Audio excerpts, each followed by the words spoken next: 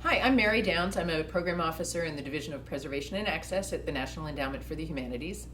And I'm Jesse Johnston. I'm also a program officer at the NEH. We'd like to give you a few examples of programs and projects that NEH has recently funded. In the Division of Preservation and Access, one of our most popular grant programs is Preservation Assistance Grants. These are small grants, they're about $6,000, and they provide funding to bring a consultant into small cultural heritage institutions to help preserve their humanities collections. They can set a small institution on the right track towards caring for their collections, and you can bring a consultant in to do a preservation assessment or to look at more specialized preservation needs of a collection. The grant program also provides funding for purchase of preservation supplies and shelving. You could do a rehousing project and get supplies to rehouse a collection. It also provides funding for education and training. So you might have a consultant come in to offer training to your staff or invite other members from cultural institutions in your area to come to your institution and to have training in proper care of collections and such things as use of environmental monitoring equipment and a number of other specialized skills that you might need to take care of your collections. The Verona Cultural Center received a PAG award a few years ago, and they have a large collection of audiovisual materials that documents community history through oral histories and things of that nature, and they were able to retain a consultant who came in and helped them to assess the collection and gave them some recommendations about how to better store it and also how they could make sure that they're preserving it under the right conditions so it's available to future generations. Another program that we're currently offering at the Division of Preservation and Access is part of the Common Good initiative, which Mary talked about. This is called Common Heritage, and the goal of Common Heritage is to help communities digitize materials and to bring a wider appreciation to humanities materials that may not be found in traditional repositories like libraries and archives and museums.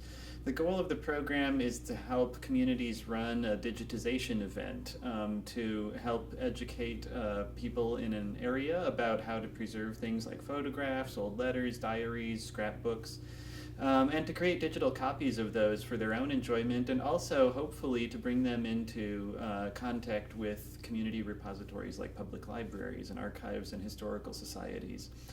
And the second part of Common Heritage is to promote public events that will enable the community to gain a better or deeper appreciation of these sorts of community materials. So, for example, bringing in a community scholar or an elder perhaps in a tribal community to talk about community's history, or to have a community storytelling event, or to promote an oral history day.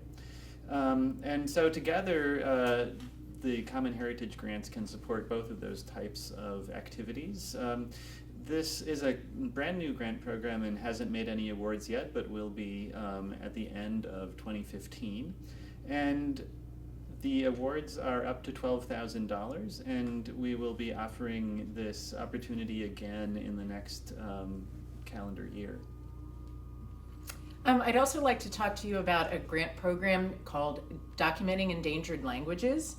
NEH has a long history of support for the creation of dictionaries, grammars, and other language resources that have been developed through collaborative fieldwork with speaker communities across the country. Throughout the 1970s, 80s, and 90s, NEH produced funded dictionaries for native languages such as Navajo, Comanche, Penobscot, Ojibwe, Hopi, Salish, Creek. By the 1990s, it was clear that the number of native speakers was dwindling. And in recognition of the urgency of this language loss, two agencies, the National Endowment for the Humanities and the National Science Foundations, both of whom had a commitment to languages and to linguistics, joined in a partnership to provide funding to address this loss of languages and to address the loss of language that goes along with it, which is language diversity, cultural knowledge, knowledge about natural systems, and community identity. Through this grant program, linguists can work together with community members to undertake research and documentation We also have offer individual fellowships.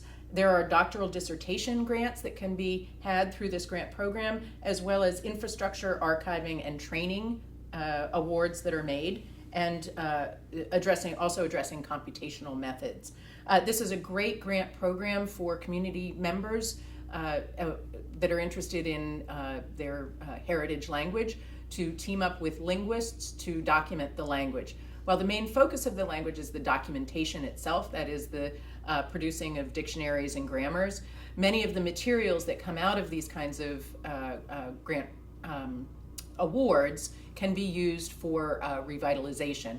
So there's also a training element where community members could be trained in language documentation methods and video techniques, for instance, as well as development of language resources that could be used for language teaching or for revitalization of language.